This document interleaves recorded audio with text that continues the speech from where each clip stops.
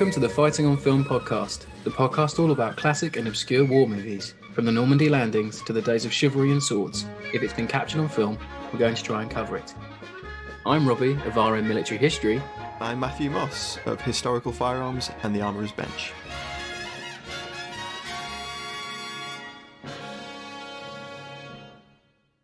Hi guys, welcome to another episode of Fighting on Film. Today we're going to do something a little bit different with a slightly different format to shake things up again for the new year. We're going to do Fighting on Film Show and Tell, where both of us discuss a film that we've watched recently. It's not going to be the full sort of like breakdown that we do for a normal episode of FOF. But what we'll do is we'll give a brief overview of what the film's about and discuss some of the interesting bits that we've seen in the film. And then later on, it's up to you guys whether we actually come back and do a full episode on either of these films. Yeah. So, Robbie, shall I jump in and do mine first, and then do you want to do yours second? Yeah, sure. It's Matt's idea, so I'm his guinea pig here. So if he goes first, then I'll know what to do. Okay. So my pick is Blizzard of Souls, which is a Latvian movie that came out last year. It was released in the UK as The Rifleman. And it basically follows a young Latvian who joins the Russian Imperial Army with his father, who is a former soldier, and it's sort of like he's alluded to be this sort of like legendary sniper. Right. And it starts off at home, and his mother's murdered by invading Germans. So it's kind of a classic sort of like war movie introduction. Like revenge against the Germans. I'm going to go and sign up now. It's definitely driven by revenge and nationalistic pride, etc.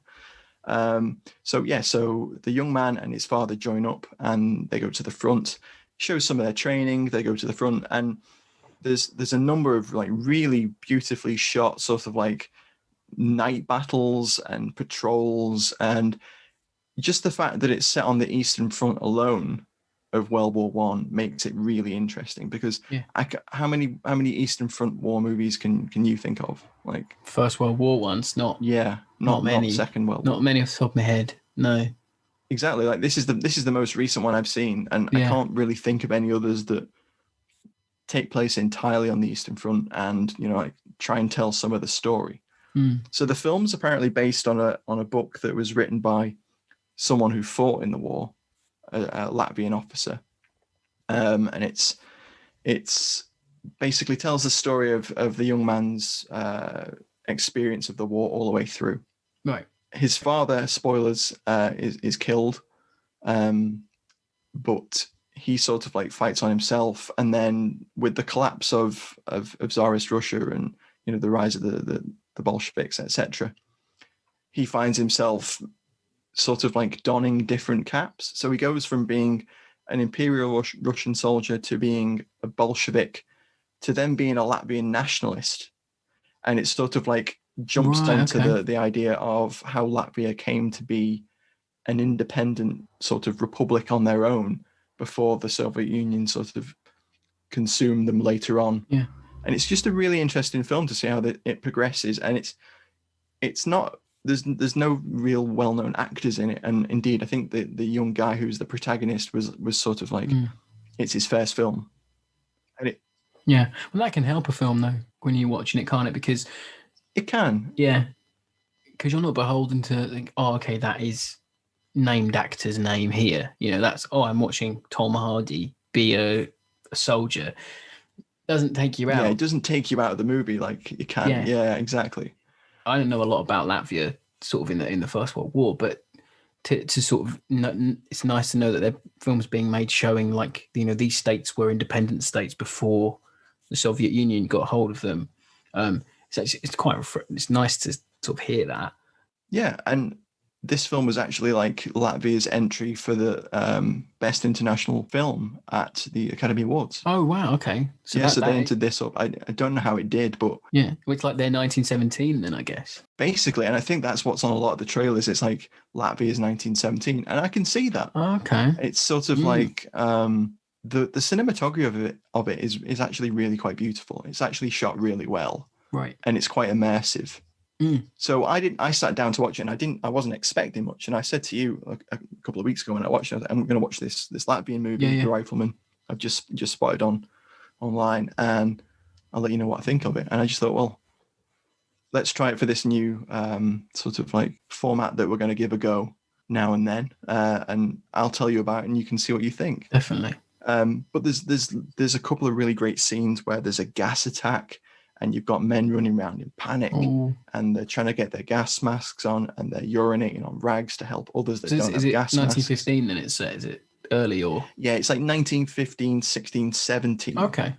So it's sort of, I don't know the exact. Did it go through? It kind of does. It kind of does that thing where it sort of melds a few years. Right. Okay. And it sort of transitions and flows. I get you. I get you. There's a couple of there's a little bit of a love interest. It shows him with his brother, who also joins and is an officer. Yeah.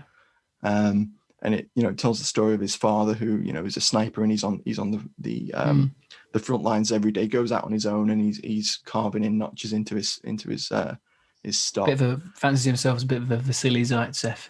Yeah, he's like a Latvian Vasily Zaitsev about 40 years earlier. So no, you said about a gas attack. I think it's nice. Not nice, it's the wrong word, but if a gas attack's done well in a First World War film, I think it can really add some like, it elevates it, because I think you get that wrong, it can come off a bit hokey, but you get it right, definitely. And it can be really visceral and creepy. And I think it is. Like, when I watched it, I thought, wow, this is actually like quite terrifying. And that's something the film does quite well. So there's a trench fighting scene, and you feel confined. You feel like you're moving and trying to like dodge bayonet thrusts and stuff when you're watching. Yeah. So that shows good cinematography, I think. But yeah, so that's my pick for this week. And I just think it might be an interesting film for us to take a look at it more in depth. There any good alley tally in it? Yeah, there's a couple. There's some interesting small arms and stuff in there. Everyone's got a nice 1891 Mosin Nagants. Yep. And there's a couple of nice. The father actually, his sniper rifle is a Gewehr 98 with a scope. Right. Which he takes from a German. Okay, and which is quite cool. Nice they show it. Usually it's just like anachronistic, but it's nice that they show that, if they did. So there's a few nice little bits of alley kit in there as well. So that sounds like one for people's radar as well, even if we don't make an episode on it in the future. Yeah, I'd recommend it. I'd recommend a look at it.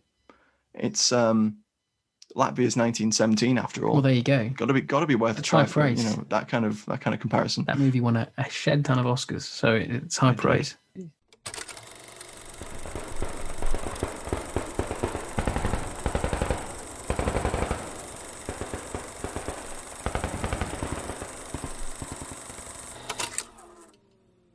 So, your turn, Robbie. What have you watched recently and think we should look at? So it was New Year's Eve, and I was sitting there with my son, my little baby boy, and I was streaming through the telly, thinking, what the hell could I watch? And I found Sea of Sand online, and I thought, you know what, I've never heard of it. Richard Attenborough on the poster, and I thought, well, it's got Richard Attenborough on the poster, so I will watch it. And I think it's the only long-range desert group film that was made or has been made to date. So it's quite a simple plot. These LRDG guys, they're going from their base to this German fuel dump to knock it out, and it's behind enemy lines, and it's a story of them from start to finish.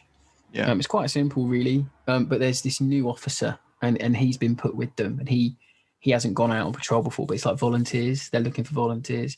So you've got Richard Attenborough's character, who's like he drives one of the Chevy trucks, and he's ex RTR, and he always wears his beret like to the side.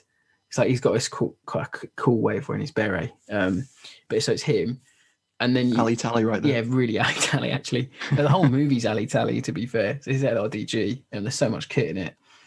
And then you got Michael Craig, who plays the actual LRDG captain. But this new captain's never gone on a raid. So it's sort of, they have a bit of a conflict at the start, because the officer's like, oh, do you always talk to your men like this? Do you always let your men talk to you like that? Sort of he's trying to be like a proper officer, but then he quickly realizes that, in the desert, doing a long range patrol, rules and Right. regulations aren't really that important. You know, obviously discipline is important anyway, but you know, sort of you're all in it together because you're such a small unit. So it's nice to see that. But it's just nice to see like the LRGD represented in a film. And obviously, I love from when I was little. I used to really think that Chevy trucks with Vickers machine guns on were really, really cool. And this movie does dish that up for you. There's a lot of like Vickers gun action, Bren gun action. The only thing that annoyed me was that they all have Mark III Stens for some reason.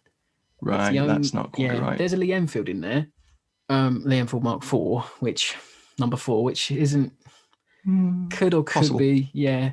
Much more likely than a Stem Mark III, I think. Yeah, they wouldn't it all be? had Mark III Stens, and they even refer to like, oh, get the Sten, give me a Sten gun, get in with your Sten gun. It's a bit, it wears Yeah. thin a bit. I'm like, oh, you could have just got Thompsons. How hard would it have been? You know, even if it Yeah. was the wrong type of Thompson, it took me out. So when's it set? Like 41? Yeah, like 40, 41, 42-ish, I think. I don't think it ever really says. Definitely wouldn't have had Mark Yeah. IIIs. Definitely not in the I don't desert. think they ever had them. I think that's from what I've No, looked they at. didn't. I don't think Sten's got there. Yeah, but then there's this whole raid at the end of the film, and it sort of has it drags a little bit. I must admit, it didn't engage me the whole night. It's 97 minutes long, which isn't really that long, but I feel like I've seen it possibly years ago. It felt a bit overly long in some places, but I don't remember Richard Attenborough being in it. He's quite good in it. He's barely in it. I must admit, he doesn't. He's not top. He's top billing, but he's not top billing. So it's like a retrospective top billing. It's more about Michael Craig's character being like the sort of really died in the war LRDG captain. So there's a bit. One of my favourite bits is they see a Messerschmitt flying over, and there's this guy on the Vickers gun, and he's like, "Come on, let's shoot him down. Come on, give the order to fire, sir. Come on, I'm ready." And he's like, cocking the Vickers, and the captain gets out a German like cap. And he puts it on, and he waves at the plane, and you see a shot of the pilot, and he waves back to him, and flies off. And the new officer's like, "What? I was lucky, you know." And the Richard Attenborough goes, "Oh no, Skipper's used that one before. You know, don't worry. He would rather avoid a fight than get into one." Yeah, you got to get to the objective. Yeah. Before you don't want to get stopped before the objective. But yeah, no, I mean, I thought it was a fun little romp. You know, it was filmed on location in Libya, so it's actually the plains of the Libyan desert are actually the Libyan desert. So it's always a positive when it's not in some random quarry. No, exactly. That was really nice. No, it wasn't in a random quarry. The only thing that let it down was, the Germans have American half tracks and Bren guns and Sten guns. This is a bit of a serial offender, this one. Ooh. Yeah. Not even MP40s. No, they got Mark III Stens as well. There must have been a run on Sten guns that month. But yeah, I mean, I thought it was quite fun, But yeah, I mean, Richard Attenborough, it's can't say no to that. No, exactly. Yeah, it's got a really cool poster with Michael Craig giving it some of the Vickers. But yeah, I quite enjoyed it actually. I'd seek it out if you've got a spare hour or two to kill. It's not the worst one we could ever see. Well, there you go, guys. The Rifleman and Sea of Sand. So what year did Sea of Sand come out? 1958. There you go. Classic late 50s British war movie. There you go. So there we go. There's the two films that we've watched recently that we wanted to briefly discuss and not go fully in depth with, and see if you guys had any interest in us covering those in a future full-length episode of Fighting on Film. Let us know on our Twitter page at Fighting on Film. Yep. And don't forget to like, rate, comment, review, or whatever else it is that your various outlets for the pod allow you to do. And tune in again next time.